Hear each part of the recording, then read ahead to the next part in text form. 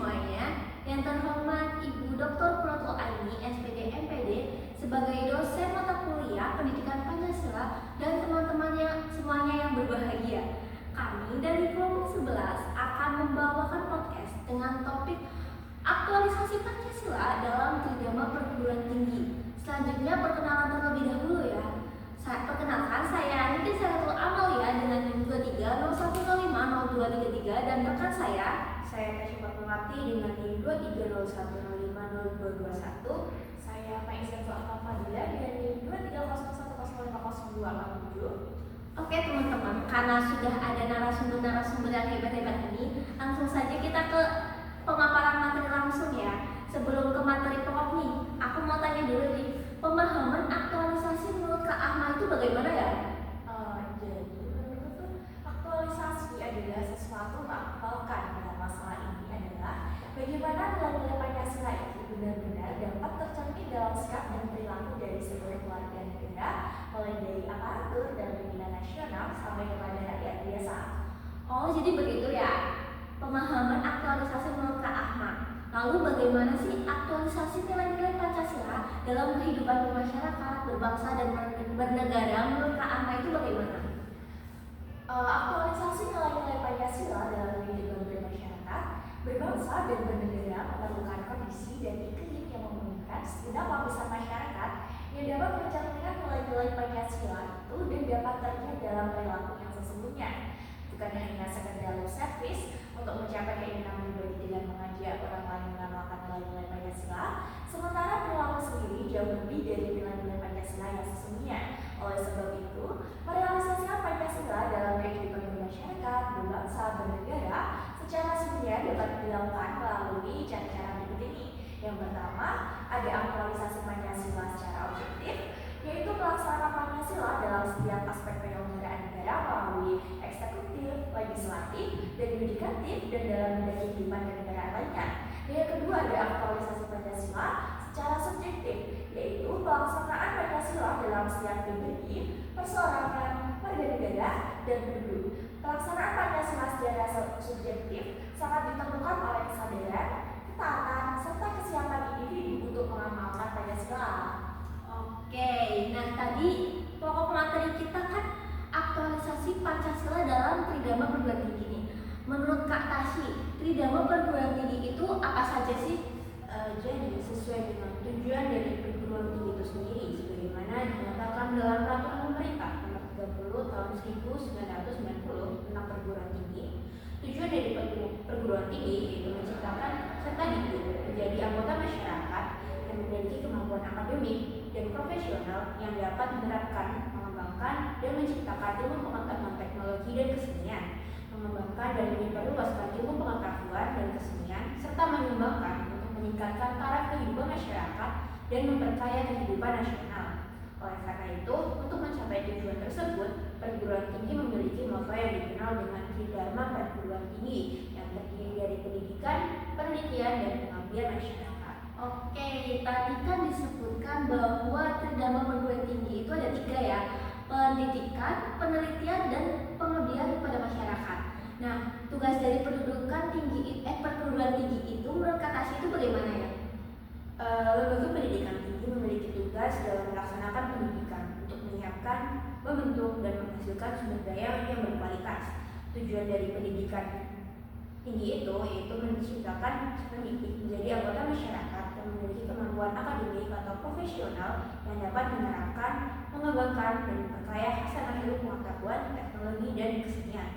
Lalu selanjutnya ada mengembangkan dan menyebarluaskan ilmu pengetahuan, teknologi, dan kesenian, serta mengupayakan penggunaannya untuk meningkatkan taraf kehidupan masyarakat dan memperkaya kebudayaan nasional. Pengembangan ilmu di perguruan tinggi bukanlah bebas nilai, melainkan senantiasa terikat nilai, yaitu nilai ketuhanan dan nilai kemanusiaan. Oleh karena itu, pendidikan tinggi haruslah menghasilkan ilmuwan, intelektual, serta pakar yang bermoral ketuhanan yang mengabdi kepada kemanusiaan.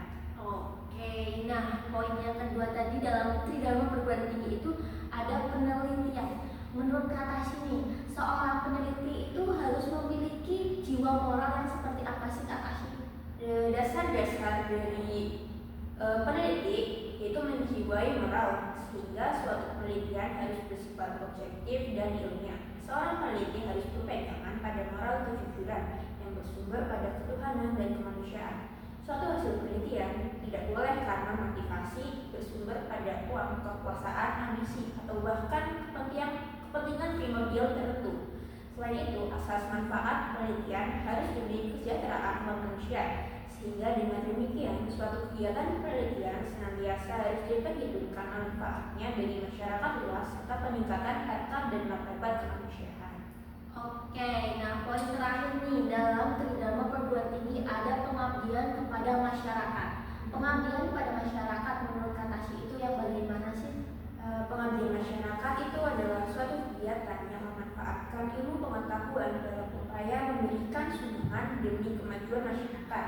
Realisasi pengabdian kepada masyarakat dengan sendirinya disesuaikan dengan ciri khas, sifat, serta karakteristik bidang ilmu pengetahuan yang dikembangkan oleh perguruan tinggi yang bersangkutan. Aktualisasi pengabdian kepada masyarakat ini pada hakikatnya merupakan suatu aktualisasi pengembangan ilmu pengetahuan demi kesejahteraan manusia. Kegiatan pengabdian kepada masyarakat sebenarnya merupakan suatu aktualisasi kegiatan masyarakat ini yang perguruan tinggi yang dijiwai oleh nilai-nilai ketuhanan dan kemanusiaan sebagaimana terkandung dalam Pancasila. Oke, sebagai bagian dari masyarakat Indonesia, seperti yang kita tahu, dalam kegiatan mahasiswa, baik dalam kampus maupun di dalam masyarakat tetap harus berlandaskan kepada Pancasila dan Undang-Undang Dasar 1945, serta harus tetap menjunjung tinggi budaya nasional. Nah, menurut Kak Ahmad, bagaimana sih pelaksanaan nilai-nilai Pancasila oleh mahasiswa di lingkungan kampus itu? Menurut saya, pelaksanaan nilai-nilai Pancasila oleh mahasiswa di lingkungan kampus dapat yang pertama ada mahasiswa dalam segala kegiatannya harus dapat menunjukkan keimanan dan pengakuan kepada Tuhan Yang Maha Esa karena semua hasil yang dicapai baik oleh pribadi kita masing-masing maupun oleh seluruh bangsa Indonesia dalam hidup bernegara dan berbudayaan dalam segala seginya adalah berkat rahmat Allah yang Maha Kuasa. Untuk itu, maka dalam kehidupan nyata diperlukan adanya toleransi antar sesama pemeluk agama. Kedua, mahasiswa dalam segala kegiatannya harus menyadari betul bahwa manusia adalah diciptakan oleh Tuhan Yang Maha Esa. Antara manusia yang satu dengan yang lain adalah sama dan sederajat termasuk di hadapan hukum, mempunyai hak-hak yang sama, sehingga menumbuhkan rasa keadilan di antara setiap warga negaranya. Ketiga, dalam segala kegiatannya, mahasiswa harus dapat memperkokoh persatuan dan kesatuan nasional dalam melaksanakan hak asasi manusia. Janganlah menyebabkan terpecahnya persatuan dan kesatuan. Seorang mahasiswa harus dapat menciptakan situasi yang memungkinkan tumbuh suburnya perasaan bangga berbangsa dan nasionalisme Indonesia yang mengatasi segala paham golongan dan suku bangsa. Keempat, mahasiswa dalam segala kegiatannya menjunjung tinggi prinsip bahwa sebagai bangsa yang merdeka dan berdaulat, maka itu telah menentukan sistem pemerintahan kerakyatan yang dipimpin oleh hikmat kebijaksanaan dalam permusyawaratan perwakilan yang merupakan falsafah demokrasi Pancasila. Dan yang terakhir, pelaksanaan demokrasi Pancasila harus dapat menunjukkan kesejahteraan umum dan cita-cita mewujudkan keadilan sosial bagi seluruh rakyat Indonesia yang meliputi bidang material maupun spiritual. Oke, dari paparan yang sudah dijelaskan tadi, pasti ada dong tantangan dan kendala dalam mengaktualisasikan Pancasila. Menurut Kak Ashmi, tantangan dan kendala apa sih dalam mengaktualisasikan Pancasila itu apa saja ya? Baik, tantangan dan kendala dalam mengaktualisasikan Pancasila tentunya ada banyak nih. Yang pertama, pemahaman dan internalisasi nilai-nilai Pancasila. Salah satu tantangan utama dalam mengaktualisasikan Pancasila adalah masih terdapatnya sebagian masyarakat yang belum memahami makna dan pentingnya Pancasila dalam kehidupan sehari-hari. Hal ini disebabkan oleh beberapa faktor. Salah satunya yaitu kurangnya sosialisasi dan pendidikan Pancasila yang sistematis dan berkelanjutan di berbagai lapisan masyarakat. Lalu yang kedua, ada pengaruh globalisasi dan arus informasi. Perkembangan globalisasi dan cepatnya arus informasi di era digital saat ini dapat menjadi tantangan tersendiri dalam mengaktualisasikan Pancasila. Nilai-nilai luhur Pancasila, terutama di kalangan generasi muda, dapat terkikis oleh pengaruh budaya asing dan informasi yang tidak sesuai dengan nilai-nilai Pancasila. Yang selanjutnya ada praktik kolusi dan nepotisme atau yang disebut dengan KKN. Praktik korupsi, kolusi, dan nepotisme yang masih terjadi di berbagai lini kehidupan berbangsa dan bernegara merupakan kendala serius dalam mengaktualisasikan Pancasila. Praktik-praktik tersebut jelas bertentangan dengan nilai-nilai Pancasila, khususnya sila keadilan sosial bagi seluruh rakyat Indonesia. Lalu ada tantangan yang terakhir nih, yaitu lemahnya penegakan hukum. Lemahnya penegakan hukum di Indonesia juga menjadi kendala dalam mengaktualisasikan Pancasila. Ketidakadilan, diskriminasi, dan pelanggaran hak asasi manusia yang terjadi di masyarakat seringkali tidak ditangani secara tegas dan adil. Hal ini dapat menimbulkan rasa ketidakpercayaan masyarakat terhadap pemerintah dan lembaga penegak hukum, serta menghambat terwujudnya keadilan sosial bagi seluruh rakyat Indonesia. Nah, oke. Dari tantangan dan kendala yang sudah dibacakan oleh Kak Tashi, pasti terdapat solusi strategis untuk mengatasi tantangan yang sudah dibacakan oleh Kak Tashi tadi. Menurut Kak Ahmani, solusinya bagaimana sih dalam mengatasi tantangan untuk mengaktualisasikan Pancasila itu? Baik, untuk solusi strategis untuk mengaktualisasikan Pancasila tersebut, yang pertama itu ada penguatan pendidikan dan sosialisasi Pancasila. Hal ini dapat dilakukan melalui pengintegrasian Pancasila dalam kurikulum pendidikan di semua jenjang, mulai dari pendidikan dasar hingga perguruan tinggi. Kemudian ada penyelenggaraan pelatihan workshop, kampanye publik tentang Pancasila berbagai komunitas dan organisasi masyarakat. Terus pemanfaatan media massa dan digital untuk menyebarluaskan pemahaman tentang Pancasila secara masif dan berkelanjutan. Selanjutnya ada pemberantasan korupsi, kolusi dan nepotisme atau yang biasa disingkat PPN. Hal ini dapat dilakukan melalui penguatan lembaga penegak hukum dan keadilan yang independen dan berintegritas, penerapan sistem pengawasan dan akuntabilitas yang ketat di setiap lini pemerintahan, pemberian sanksi yang tegas dan konsisten bagi pelaku tindak korupsi, kolusi dan nepotisme.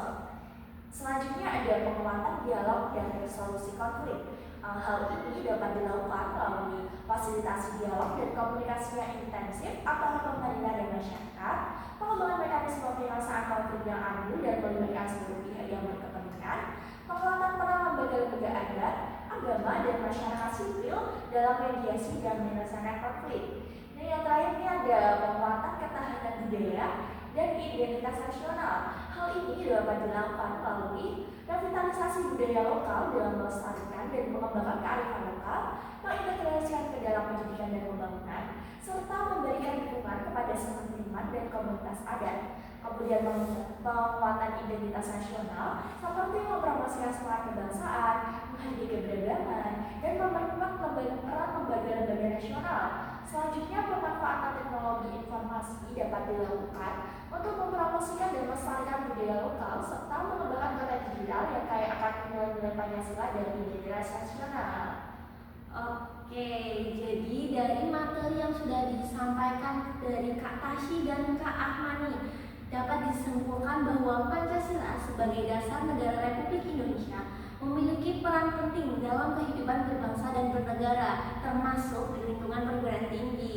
Tridharma perguruan tinggi yang terdiri dari pendidikan, penelitian, dan pengabdian kepada masyarakat merupakan wadah bagi aktualisasi nilai-nilai Pancasila.